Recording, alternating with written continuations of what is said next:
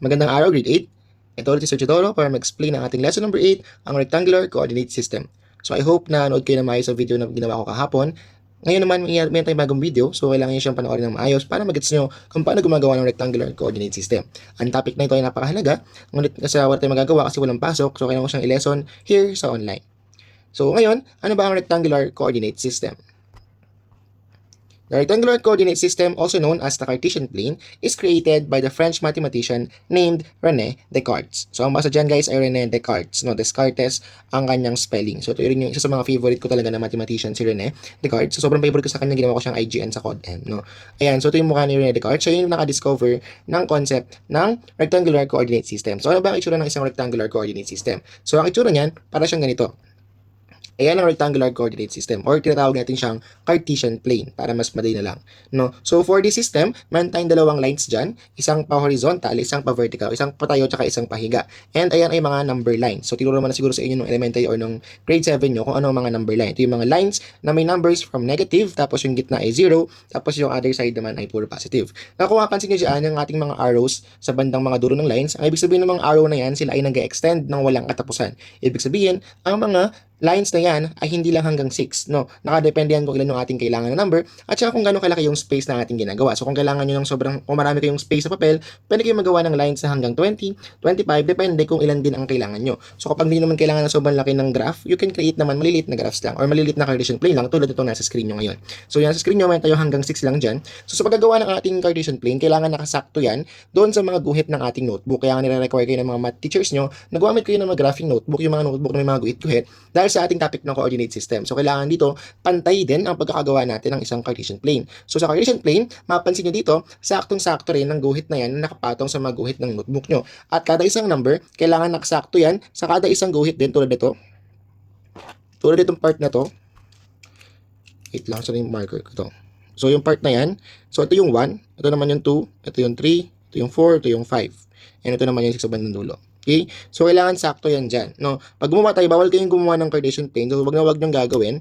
Nagagawa kayo ng Cartesian plane na dito kayo magagawa sa ganito. Yan. Bawal yan. Kailangan nakapatong mismo yung guhit natin sa mga guhit din ng ating graphing paper. So, pwede kayong gumawa. Kunyari, ito yung notebook nyo. Gagawa kayo sa banda dito. Doon siya ipapatong.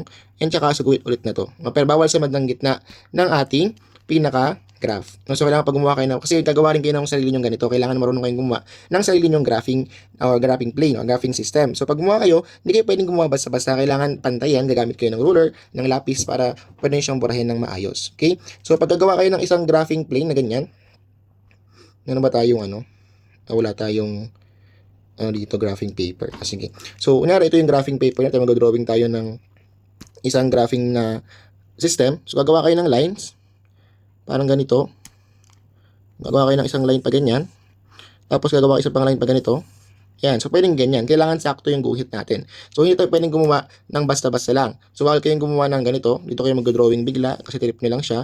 Tapos dito sa kabila. Yan. Bawal yung ganyan na graphing plane. No? Kailangan sakto dapat sa guhit ng ating graphing notebook. Kaya nga tayo may guhit-guhit dyan. Yun yung kailangan mong sundin. Ngayon, sa pag-number naman. So, mag-number tayo. Sa side na to. Sa part nito. Ano ba magandang kulay? Ito, yung part na yan guys, ayan ay puro mga negative. Papunta yan sa left. No, negative yan. Ito naman mga numbers dito guys, ito naman ay puro positive na dapat. Kapag ito naman sa up and down, ang mga numbers sa bandang taas, ayan ay positive. Ang mga numbers sa bandang baba, lahat yan ay negative. Okay? And sa mga numbers na yan, huwag niyong kakalimutan din na pag gumagawa tayo ng mga Cartesian plane, itong bandang gitna, ito na po yung ating pinaka-zero. Ngayon, bawal na kayong mag-start ng 0 pa sa unang line na to. So, kailangan 1 agad yan. Okay? Hindi nyo rin kailangan mag-skip ng space. So, yung unang bilog na to, itong part na to, yung pinakagitna, ito yung 0 natin.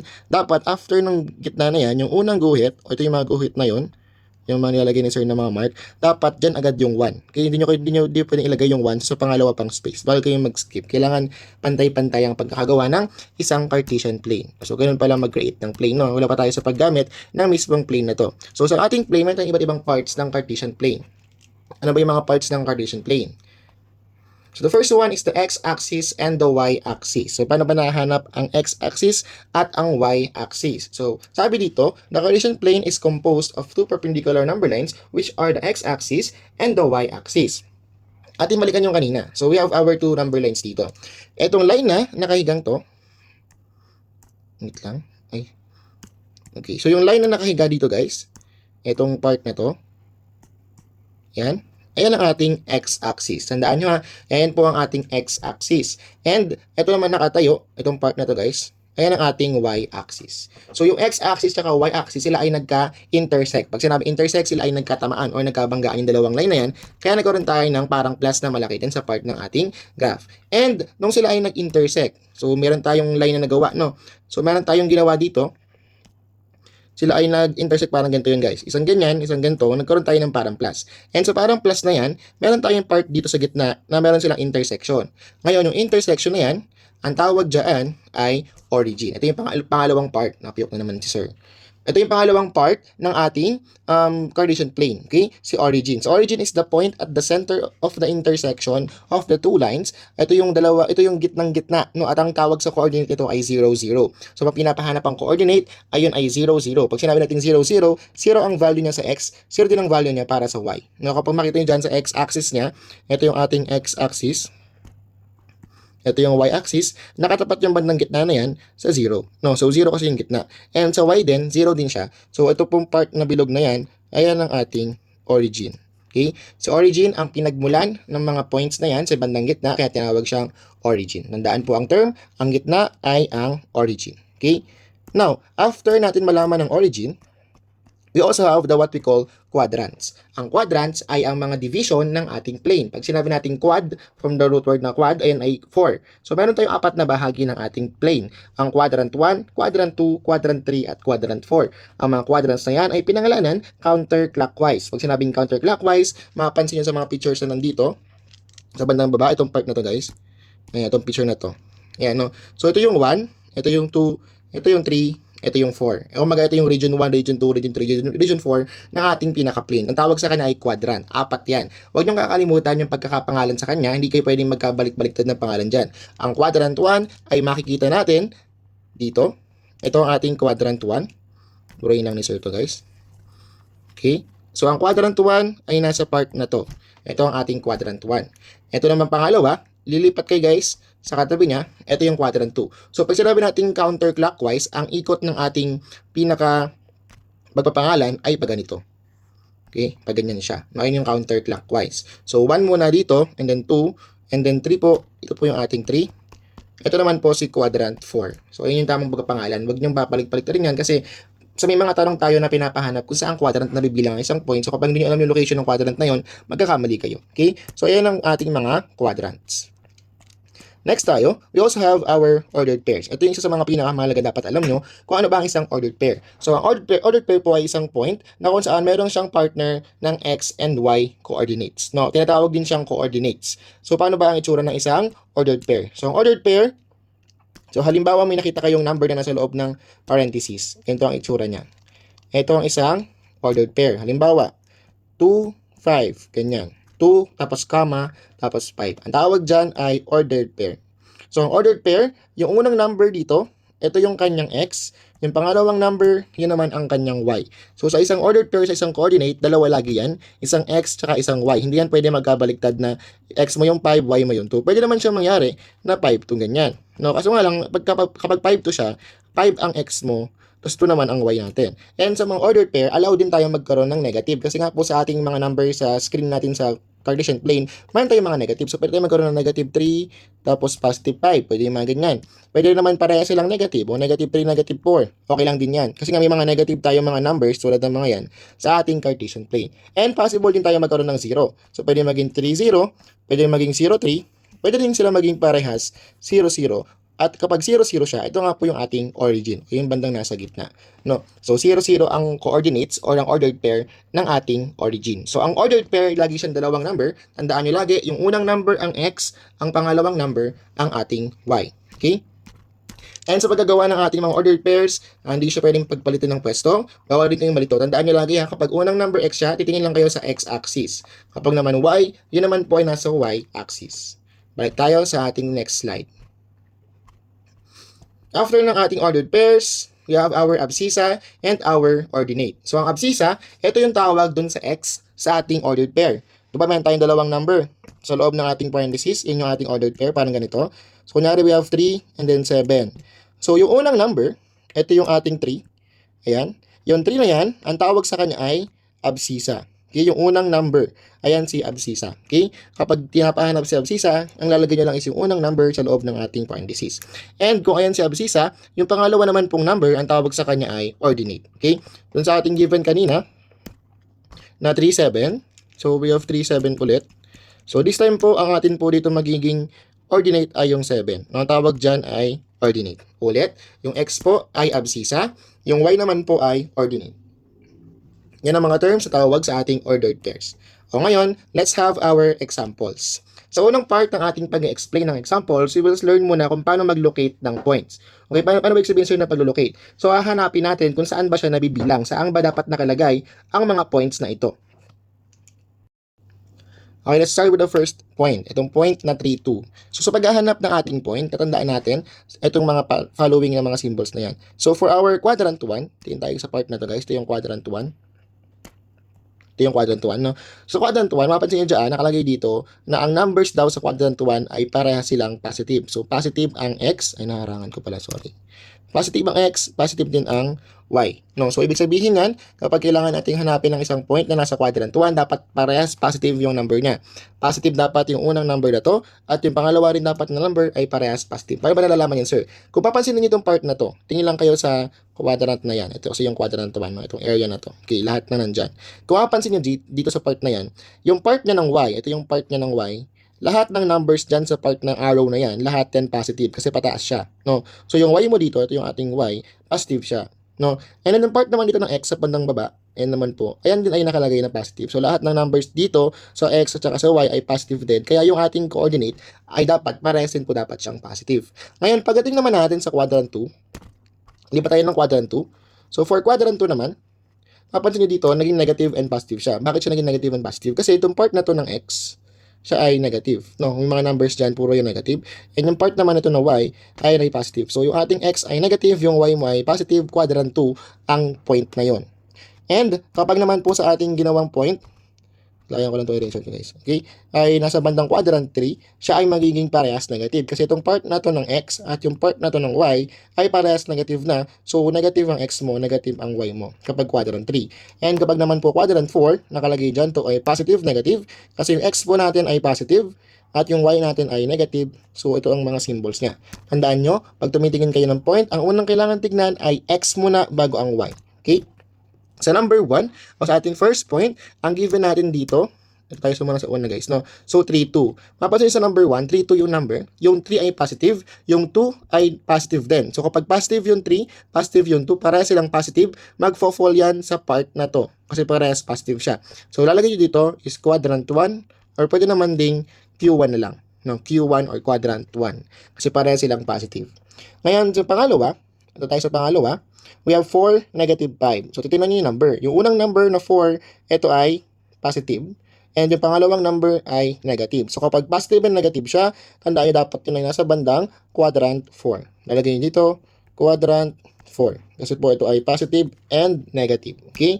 So, pero sa exam, syempre, at saka sa mga C2 quiz, hindi naman nakalagay dyan yung mga clue na plus, plus, minus, plus. Kailangan makita nyo lang yan sa graph nyo or sa Cartesian plane nyo. Dapat matik nyo nang alam yan na kapag ganito yung mga operation, ganito yung mga signs ng mga numbers, alam nyo na dapat kung saan siyang quadrant na bibilang. No, kung quadrant 1 siya, 2 siya, 3, or 4. Number 3, we have negative 3, negative 3. Since parehas silang negative, kapag parehas negative yan guys, magpo-fall yan sa part ng ating quadrant na quadrant 3. Kasi negative, negative siya. Okay, so quadrant 3, ang ilalagay niya po dito. And then for the fourth one, dito tayo sa pang-apat, negative 2 and positive 8. So negative 2, ang una, positive 8 ang pangalawa. Ito na po yung part na yan. So negative and positive. So malalagay nyo dyan, quadrant 2. Okay? So, ngayon, yung susunod kaya, anong sagot sa susunod? So, we have 6 and negative 6. Bigyan ka ng 10 seconds para mag-isip kung anong susunod dito. 10, 9, 8, 7, 6, 5, 4, 3, 2, and 1. So, ang sagot po sa 6 and negative 6 ay quadrant 4. Sana nakatama ka doon, no? So, quadrant 4 siya kasi positive and negative ang number sa loob. At dito siya magpo-fall sa part na to ng ating quadratic, ay ng ating coordinate system. How about number 5 and number 6? So, 5, ito ating, paano na ba ito? 3, 4, 5, 6, and 7. So, paano sinasagutan yung 5, 0 at 0, negative 2? Makinig mabuti ha, kasi medyo nakakalito itong part na to. Okay? Kapag meron tayong coordinate na may 0 na kasama, ayan po ay hindi nabibilang sa kahit anong quadrant. Bakit, sir? Dahil ang mga zero po ay hindi siya negative, hindi rin siya positive. So, hindi mo siya pwedeng sabihin na yung zero na yan ay nakalagay sa positive or sa negative. So, kapag may zero tayo dyan, sila ay wala sa quadrant. Kaso, saan sila nakalagay kung sila po ay hindi po nasa quadrant? Opo, sila po ay wala po sa loob ng mga to. No, wala sila dyan, wala sila dito, wala sila dito, wala sila dito. Kaso, saan sila nakalagay? So, kapag meron tayong zero, nakasama dyan, sila po ay nakalagay sa mismong mga guhit na to, sa mismong mga axis natin. So, sila ay nakalagay sa mga axis. So, either yung mga yan nakalagay yan sa mismong guhit na to or sa mismong guhit na to. No? Ngayon, sir, paano natin malalaman kung saan guhit siya, sa x-axis ba or sa y-axis? O, ganito lang po ang technique dyan. Kapag meron tayong nakita sa number 6 natin, ito yon, ang nakalagay po ay 50. So, di ba yung una nating number dyan, ito yung x, itong 5 na yan. No? Ito yung 5 natin. Ayan ay x coordinate natin. No? Yung y mo ay 0. Ngayon, dahil 0 ang y natin, ang mangyayari dyan, ang x lang po ang meron tayo. Lalagay mo dito, dahil x lang meron, nakalagay po yan sa x-axis. Ayun no. Kasi nga po, x lang ang meron tayo. Ibig sabihin po, nakalagay yung point na yan somewhere dito sa positive ng x. Paano nakukuha yung bibilang natin siya? So, 1, 2, 3, 4, 5. Ayun. Ito yung point na yon. Kasi nandiyan sa panglima ng ating x-axis. Okay? Now, paano naman sir kapag 0, negative 2? So, 0 naman sir yung x namin, yung y naman po ang may number. So, kapag 0 siya, ang unang number ay 0, ibig sabihin po wala kang x, meron ka lang y. So, mangyari dyan, sagot mo dito ay y-axis. Tandaan po kapag meron tayong coordinates na may nakalagay po na 0, hindi po dapat quadrant ang sagot. Ang ilalagay dyan ay axis. Na magiging quadrant lang siya kapag ang mga numbers mo ay negative or positive. Pero kapag 0 ang kasama niya, dapat po axis ang sagot. And kapag parehas naman 0 ang nakalagay, ano ang sagot nyo kapag parehas 0 ang nakalagay? Pag sinabi locate the point 0, 0, saan nakalocate yon? So kapag 0, 0 ang nakalagay sa tanong ninyo, lalagay nyo dyan, syempre ay origin. No, origin po kasi ang gitna. So, hindi siya kabilang sa y-axis, din na siya kabilang sa x-axis. Siya po kasi ay kabilang sa lahat. So, lalagay nyo dyan ay origin. So, ngayon po mag-locate ng point sa ating coordinate system. Ito pa lang ay part 1 sa mga iba pa natin gagawing activities for this topic. Let's go with the next one na po agad. Ito na po ang pagpa-plot ng point. Ito so, ang pinaka nakaka-enjoy na part at medyo nakakalito rin sa mga hindi marunong masyado mag-plot ng mga points natin. No? Pag may nakita kayong instruction na plot, pag sinabing plot, ilalagay nyo mismo yung bilog. Okay? So, kailangan yung hanapin kung saan ba sa part ng ating Cartesian plane na to nakalagay yung mga points na sinasabi sa atin. Okay?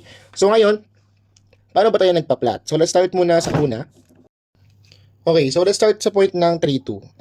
Dito muna tayo sa pinakauna. Hope na galaw. Ito muna tayo sa 3, 2. Okay. So, ang ating given sa number 1, or ito yung ating number 1, sa equal number 1, ang given natin ay 0.3 and 2. Tandaan natin na ang unang number dito, ito ang ating x. Ang pangalawa naman, ito ang ating y. Ngayon, saan ninahanap yung point na yan? Paano nahanap yan? So, unang step nyo, titingin muna kayo sa x nyo. So, x dito ay hindi x-boyfriend, hindi x-girlfriend. Itong x na number dito, yung ating abscissa. Okay? So, itong number na yan. Yung 3 na yan. No? So, then muna kayo mag-focus. Ngayon, nahanapin nyo siya sa linya ng x-axis. Kasi nga x po yan. Ito yung ating x-axis. No? But axis yan. Axis yan, guys. Okay? So, ito ang ating x-axis. Hanapin nyo dyan yung 3. Pero ito po ay positive 3. So, nasa ba yung 3 na dyan? Ito po yung part na yun. Itong 3 na to. Ayan. Okay? Ayan po ang ating 3. So, huwag nyo muna siya lagyan ng bilog. Siguro lagyan nyo lang siya maliit lang. Lagyan nyo lang siya na maliit lang na mark. Kasi hindi pa siya ang ating file answer. Okay? Lagyan nyo lang siya ng tanda na ayun yung 3. O kaya tandaan nyo lang kahit lagyan nyo lang na maliit na tuldok lang sa inyong mga graphing paper. Okay? So, ito yung 3 natin. Next tayo, after nyo makita yung 3, hanapin nyo naman ng sunod yung 2 sa y. Pag nakita mo na yung x, lilipat ka naman sa y. Yung y natin dito, nakalagay po ay 2. No? So, okay tayo sa 3 kasi. So, we have 3 and 2. Ngayon, sa y po, hahanapin nyo yung 2. Ito ngayon yung 2 sa ating y-axis. Kailangan po sa mismong guhit, ha? Hindi pwede sa gitna ng mga box na yan. Kailangan sa mismong guhit tayo. O yung pangalawang guhit mula dun sa origin natin. Kung ito yung ating origin sa bandang gitna, bilang ka lang 1 and then 2. Ito ngayon si 2. Sa kabila naman po, kung ito yung 0, ito yung 1, 2, and 3. So ito yung ating 3, ito yung ating 2. Hinabaan ko lang yung guhit. Okay, so ganun lang magtingin. After malaman nyo kung nasa yung 2 tsaka 3, gagawa tayo ngayon ng pang-connect ng lines. So, hahanapin nyo saan ba nagtama yung 3 na yan tsaka yung 2 na yan. Ano ibig sabihin sir doon? So, saan ba sila nagtama? Parang ganito po. Itong 3 na to, kapag ating in-extend yan, papunta dito, no, ito siya. And yung 2 naman po, pag in-extend mo siya, ganito siya. Okay, no, ito yung 2, ito yung 3. So, nagtama sila doon sa part na yon. Itong part na to. Yan. Yung part na yan guys, no? Diyan sila nagkatamaan. Ngayon, diyan mo ilalagay ang iyong final point. Doon sa point kung saan nagkatamaan ang x na 3 at yung y na 2. So, ayan ngayon, nalagay siya ng ganito para alam niyo yung pangalan. Ito ngayon si point 3. Ito ngayon si point 32. Lalagyan siya ng ganito sa gilid para alam nyo kung anong point ang tinutukoy natin. Okay, so bawal kayo magkabaliktad dyan or magkalito-lito kung saan ilalagay yung point. Kasi bawal, ang nangyari dito minsan, nauuna ng mga batang hanapin, yung 3 muna sa y bago yung 2 sa x. Yun yung ba ginagawa, nagkakaroon sila ng sagot. Ang ginagawa ito yung 3, ito yung 2. So ano nangyari, ito yung sagot nila. No, yung point na yan po ay hindi po yan 3, 2. Ang point na yan ay 2, 3. Magkaiba ang 2, 3 sa 3, 2. Ang 2, 3, mauna muna yung 2 mo sa x. Ito yon. At yung y mo naman ay 3. Kaya siya 2, 3. Pero ang pinapahanap sa atin sa una ay 3, 2. So kapag 3, 2 ang pinapahanap, kailangan mo munang tignan ang 3 sa x. Ito yon.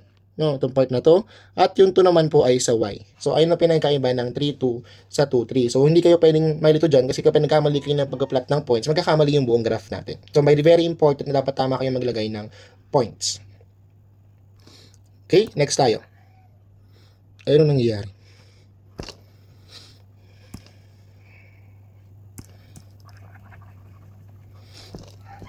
Okay, lipat tayo sa number 2. So, malagay ko lang ulit yung point kanina. Ito yung ating point 32. Malagay ko lang ulit dito. Ayan po si point 32. Okay. Ngayon po, hanapin natin si 4, negative 5. So, si 4, negative 5. Ito po tayo sa pangalawa. Ang ating x dyan ay 4. Ang y mo ay negative 5. So, para mahanap yan, magiging na siya yung kulay. Gamit tayo ng green. No? So, for number 2, 4, negative 5. Ang unang kailangan hanapin muna ay syempre sa x tayo magpo-focus muna. Itong banda dito. No? Sa x-axis. Itignan nyo lang kung ano ba yung x sa ating given. So, ang given sa ating x ay 4. Ang 4 po ay nasa banda dito. Ito yung ating positive 4. Sumusabay lang ako ng gawin guys. So, itong part na yan. And yung 4. And sa y po, ang nakalagay ay negative 5. Tandaan nyo po, yung y nyo ay itong bandang pababa. No, hindi po ito yung hahanapin. Mali po yan. Hindi po yan ang negative 5 ng y. Ito po ay negative 5 ng x. Ang kailangan mo, negative 5 ng y. Ito ang ating y-axis. Hahanap ka sa linya na yan. No, so, ito po ang negative 5. Ayun. Okay? So, we have 4 sa x and y ay negative 5. Tingnan mo ngayon sa mga linya, saan sila nagka-connect, no? Saan ba sila nagkakatagma? And sila po ay pinagsama sa point na ito. Therefore, ayan si 0.4 negative 5. Ayusin ko lang sulit ko kasi mayroon pagsulit sa tablet ko kasi.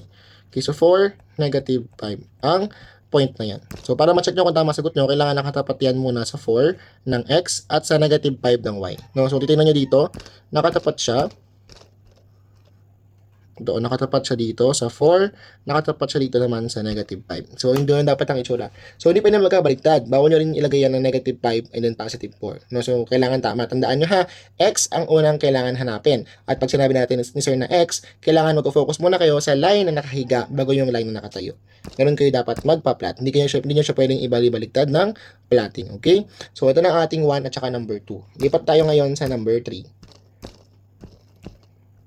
Number 3, we have negative 3 and negative 3. Okay? So, hanapin natin ngayon si negative 3 and negative 3. Oh, so for our given, pareha silang negative 3, x and y. So, hanapin nyo lang dyan ang negative 3 ng x at negative 3 din po ng y. Okay? Punta naman tayo sa x-axis. Nasaan din ang negative 3? Itong part na to.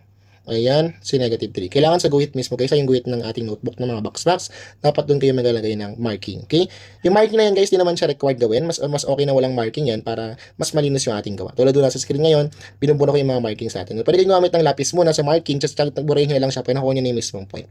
Now, after makuha si x na negative 3, lipat tayo sa y na negative 3. Ito naman po yung negative 3 sa y. Ngayon, pag hinanap natin yung kanilang pagkaka-intersectan sa mga part na to, yan. So, ito po ang ating intersection. Therefore, yan ang ating point. No? So, buburahin nyo lang yung mga ginamit nyo kaninang guide para hindi na kayo malito.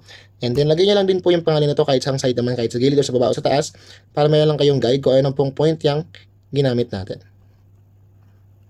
Ito po si point, negative 3, negative 3. Ang pangit talaga ng sulat ko sa tablet. Pasensya na guys. Okay? Ulitin ko na lang. Negative 3, negative 3. Ayan. So, ayan natin tatlong points. Ngayon, bibigyan kita ng 30 seconds para hanapin kaya kung saan si negative 2 and si positive 8. Ito yung ating number 4. Hulaan mo lang kung saan dyan. Okay? Tapos kung feeling mo dun siya nakalagay tama ka, very good ka, no? So 30 seconds starts now. Ito number 4 na tayo, guys.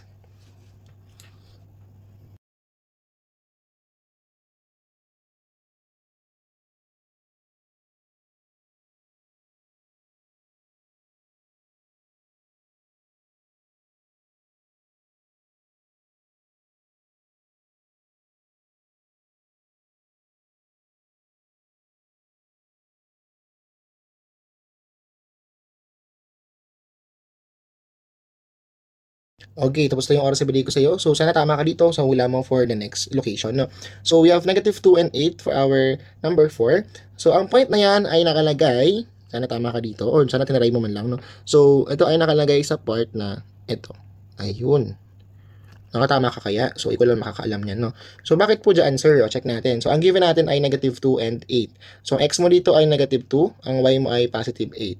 So, ang ating x po, maghanap muna tayo sa bandang x-axis. Tandaan natin, ang x-axis po is yung line na nakahiga. So, hanapin nyo dito sa line na to, yung line na yan, no? Kung nasan dyan si negative 2, ito po si negative 2. Ngayon naman, hanapin mo sa y si positive 8, ito po si positive 8. At sila ay nagkatama dyan sa point na yan. Kaya ayan po ang location or ang plot ng point ng negative 2 and positive 8. So, yan po ang location nila, no? So, bawal din kayo magkabaliwalad. Siyempre, kailangan tamang-tama ang pagpo-point natin. Bawal nyo siya ilagay sa positive 2 kasi negative 2 ang nakalagay. Bawal mo rin siyang pagbaliktarin dahil magiging negative yung 8, positive yung 2. Mali rin po ang magiging location ng point natin. Tandaan po, kailangan tamang-tama, precise, at saktong-sakto ang paglalagay ng points. Okay? Now, sa number 5, 6, and 7, may na tayo nakita mga 0 dyan. Sabi ko nga sa inyo kanina, kapag may 0 sa atin pong mga coordinates, wala yan sa loob ng quadrant. Sila ay nasa mismong guhit. So, ngayon, paano hinahanap ang number 5? Let's go with number 5. Ayan po ay 3, 0. So, kapag 3, 0 yan, ibig sabihin po, x lang ang meron ka, yung y mo wala, kasi 0 yung y mo. So, kapag x lang ang meron, hahanapin mo lang po yung 3 or yung positive 3 doon sa linya ng x-axis. Okay? So, ito po yung positive 3 ng ating x-axis. Diyan ka mismo gagawa ng bilog. Kung ano yung 3 na yan. Ano lang siya kadali, no? Lalagay mo lang dyan, 3, 0. Okay? So, ayan ngayon ang location ng 3, 0. Kasi 3 lang, ibig sabihin yan, x lang meron. Wala siyang kasama sa y. Ang katapat na lang sa y is yung 0 nga. Kaya po siya naging 3, 0. Sa number 6 naman po, gagamitin ko lang guys, blue na lang din pa rin dito. So, we have negative 4, 0. Same lang yan sa kanina. X natin ay negative 4. Ang y mo ay 0. So, x lang meron ka. Ngayon, sa x mo rin ulit siya hanapin sa bandang x-axis. Hahanapin mo si negative 4. Ito ngayon si negative 4. 1, 2, 3, 4. Yan ka maglalagay ng bilog. Okay? Sa part na yan. Ngayon, nalagay mo dito, negative 4, 0. Yan. Ayan yung location ni negative 4, 0. And last, sa number 7, kapag naman po 0, 5 ang nakalagay, so 0 ang x mo ngayon, y lang ang meron tayo. Ngayon, kapag y lang ang meron, sa mismong guhit ka din ng y maglalagay. So, unlike kanina, nalagay tayo sa bandang nakahigang to, maglalagay tayo ngayon sa nakatayong line, no, itong ating y-axis. Hanapin dyan si positive 5. Ito ngayon si positive 5 sa area na to, dyan ka maglalagay ngayon ng bilog. Kasi nga po, 0 ang kapartner niya, dapat yung mismong point mo, nasa mismong guhit siya. Okay? Ito ngayon si 0, 5. So, yan ang ating pagpa-plot ng points. Kapag may hindi na po naintindihan, kaki-reply na lang po yung part na to. Okay, lipat tayo sa susunod. Ito na yung last. Ngayon po, baliktad naman tayo guys. Nakalagay na dito yung ating mga point. Ang hanapin nyo is yung kanyang coordinate. So, hanapin nyo po yung numbers na nasa loob ng ating parentheses. So, for this one, meron tayong mga letters dyan. A, B, C, D, E, F, G. May mga points din po na nakaplot na rin po sa ating graph. Hanapin natin yung mga numbers or coordinates po ng mga point na yan. Let's start muna sa point A. Ang point A ay nasa part na to, yung kulay purple na light purple. Ito siya. So, para mahanap nyo yan guys, ang kailangan nyo muna tingnan syempre ay x-axis, no? So, itong point na yan, saan ba siya nakatapat dito? Sa x-axis. So, gaganto mo siya. Pwede mo siya tingnan pa ganyan. So, pa ganito. So, ito yung pinaka parang guidelines niya, no? So, yung A na yan, nakatapat siya sa negative 1. Tandaan nyo, kailangan nyo man tignan is yung part ng x-axis natin, o itong part na parang nakahigang yan. So, unang number natin ay negative 1. Ayun kasi yung nasa bandang taas niya. No, taas or baba ang kailangan nyo tingnan. And ang kapartner niya naman sa y ay negative 4. So, ang sagot sa letter A ay negative 1, negative 4. Doon siya nakatapat sa negative 1 ng x at sa negative 4 naman siya nakatapat pagdating sa y. Next tayo, pangalawa, letter B. For letter B naman po, ito yung kulay yellow. Nasa bandang gitna siya. So, kapag bandang gitna, ano ang ating sagot dito? O, dapat alam mo na yan. Sa bandang gitna po, ang sagot dyan ay 0, 0. Kasi yan po ay origin. No? Si B po ay isang origin. So pag origin siya, 0, 0 lalagay natin. Pag pinapahanap ang coordinates. So nilalagay yung origin na word ha kapag sinasabing what is the coordinates. So what are the coordinates niyan? Lalagay niyo po 0, 0 kapag origin siya. Let's go with letter C. Ang letter C naman po natin sa bandang pinakagilid nito, itong dark purple. So ang katapat na po, pag ganyan siya guys, no? So ang katapat niya sa X, o yung line na nakahiga, nakatapat yan sa negative 6. So ito po yung part na yon. And then nakatapat po yan sa positive 3. So, ang sagot sa letter C ay negative 6 and positive 3. So, yun yung point na yan. Let's go with letter D. Pagdating naman kay letter D, so, nakatapat yan dito. And dito naman po sa kabila. So, ang kailangan nyo unang ilagay na number po ha, X dapat. So, nakatapat naman yan sa 6 at saka po sa 4. Pero pag ilagay mo una yung 4, dito, mali po yun. No, kasi po hindi naman po X ay 4. Tandaan po, X ang nasa unang number. So, ang ating X dyan ay 6 po. No, yun yung line na nakahigang yan. And then, yung katapat niya po sa kabila ay 4. So, mali po kapag baliktad ang sagot. Tandaan po, mali po yun. Okay? Next tayo, letter E. So, sa letter E naman po, nakatapat yan dito at saka dito. So, nakalagay na numbers dyan. Unahin nyo muna yun nasa X. Ito po kasi ang ating X. No? Yung line na yan. Yan, yung line na yan ang ating X. Diyan kayo magpo-focus lagi na una. Sa guhit na yan. Okay? So, ang nakatapat siya sa part na 2. Okay? So, lalagay nyo dito ay 2. And then sa Y naman po, yung guhit na pataas pababa, nakatapat siya sa negative 2. So, lagay yung negative 2. Okay? O ngayon, pakisagutan si F tsaka si G. I-post mo ang video na to. Okay? Bigyan kita ng mga 30 seconds. I-post mo na lang siya. Hindi ko na siya antayin. Okay? So, post mo na siya in 3, 2, 1, post. O ngayon, i-play mo na ulit siya. So, pag na-play mo na to, sasabihin ko na sa iyo ang sagot. So, pag hindi ka pa tapos masagot, i-post mo ulit. Okay? Ngayon, i-reveal na natin ang sagot sa letter F tsaka letter G. So, sa letter F po, ang sagot dapat dyan ay negative 3 and then negative 5. O, sana tama ka dyan. No, nakatapat yan dito sa negative 3 and negative 5. Bawal ang baliktad, ha? Okay, next tayo. Sa G naman po, ito ang ating G. So, sa G natin, nakalagay yan sa X-axis at 3 lang siya. No, so, wala siyang kapartner sa Y. Lalagay mo dyan kapag X ang meron, X lang po ay 3. Yung Y mo, nakita mo wala naman siya sa Y eh. So, lalagay mo dyan ay 0. So, 3-0 ang sagot sa letter G. At ayan ang ating sagot sa A, B, C, D, E, F, G na paglalagay ng coordinates ng isang point. And that ends our lesson for rectangular coordinate system. Magbibigay pa rin kami ng seatwork dito. So, panoorin mo buti itong video and nasagutan po ang seatwork on your notebook, copy, and answer. If you have questions po, pakichat po sa GC. Huwag na mag-PM sa mga teachers nyo. I-chat nyo agad sa GC para malaman din ng mga klase nyo kung ano may mga questions nyo kasi baka parehas naman kayo na tanong. At this is ang sagutan na lang namin. Okay? I hope na safe po kayong lahat dyan. Kita-kits tayo soon. Sana magkita tayo bago mag-term exam man lang kasi nakakatakot din magsagot ng term exam na hindi tayo lahat nakapasok ulit sa school. Okay? So, sana safe po kayo and magandang babay ulit. Grade 8. Thank you.